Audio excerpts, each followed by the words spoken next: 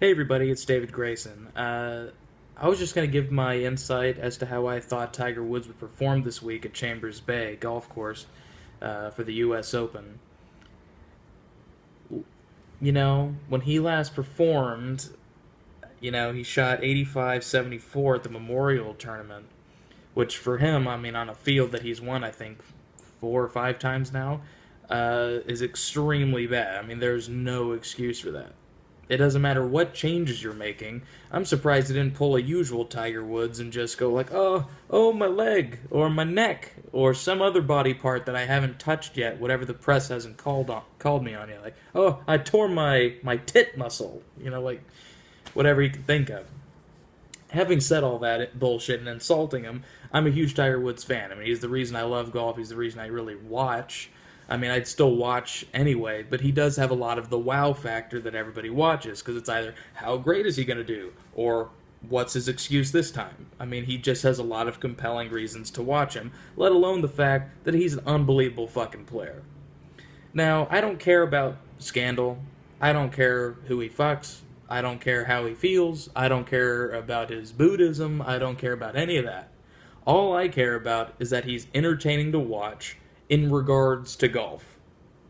Nothing else. The rest of this stuff that you see, like on the Golf Channel, sorry, I have the Golf Channel playing right here.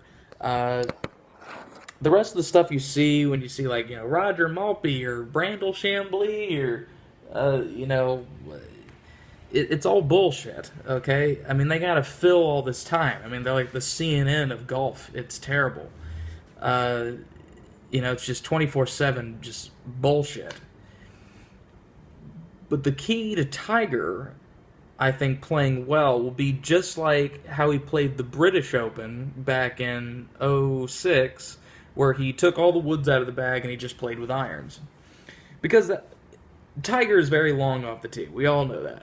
And he's extremely long with his fairway woods. I mean, the guy can, hit a punch shot into the wind 290 with a 5 wood. I mean, he's unreal.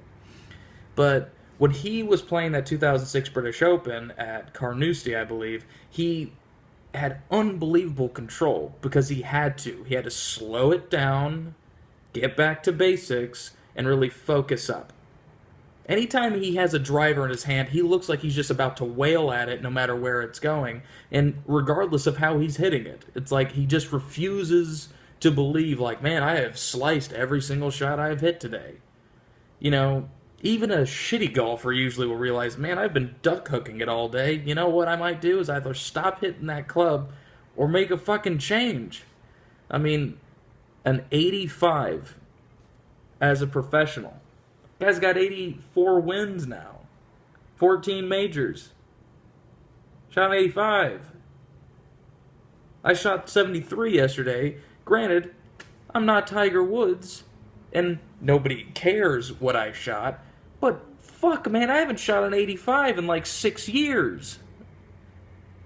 I mean, come on. Sorry, I keep looking at this camera. It's fucking annoying me. But I'm rooting for Tiger this week. I don't think he'll win. If he does, I wouldn't be surprised, but I'd also be very surprised if he won. So I'm very neutral as to how I feel. I really hope he does well. I'd love to see him win. I'd love to see him break Jack's record, all that stuff that all these Golf Channel guys bullshit about. He's got my vote, and I will watch. If it's not going to be him, it's probably going to be Rory. It's Phil Mickelson. We all know at the U.S. Open, he gets a little lead or he gets close to the lead and then he sprays it fucking way left, into a tent like at Winged Foot. I mean, he's a choke artist at the U.S. Open. It's like because he knows it's the career Grand Slam and that if he fucks it up, it's all over. And he has to wait a whole nother year to try it again, and he does it every year. It's like he has a year to worry every single time the U.S. Open comes around. But having said all that, I'm rooting for Tiger. I hope you do too. Watch the U.S. Open at Chambers Bay this week, and who knows? Maybe history will be made.